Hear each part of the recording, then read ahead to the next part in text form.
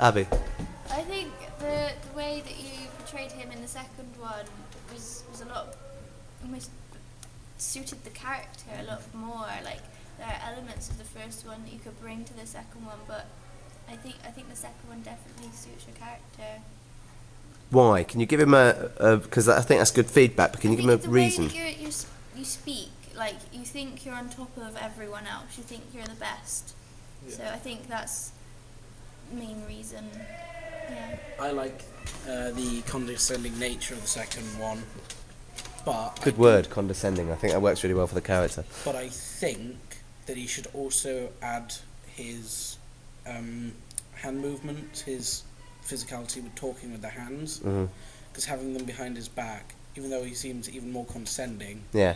but I did like the hand movements where he's like, he would, since he's an actor, he would show off all his like movement ability just out of nowhere. It's very clever, Cal.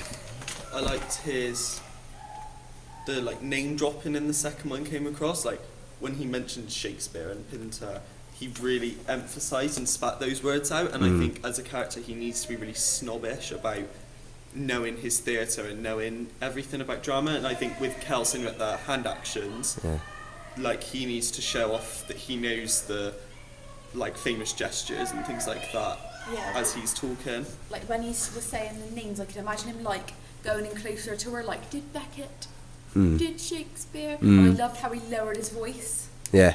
Like, that really made a big impact on the pronunciation of some of the words and how it came across.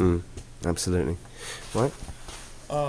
Yeah, I mean, part of what I really want to come out of Neil is like this really pretentious and like condescendingness. I always worry with that it just comes off as making him seem a little bit too old, but I guess, that's what we get feedback from. I did see him being, when you were being the second character, he did seem a lot older, like he would be a teacher.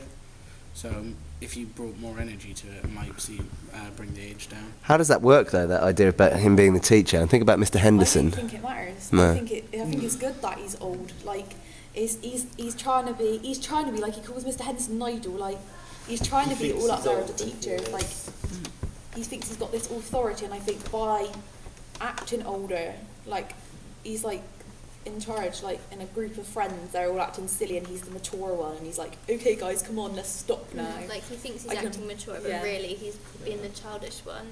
That's Absolutely. Okay.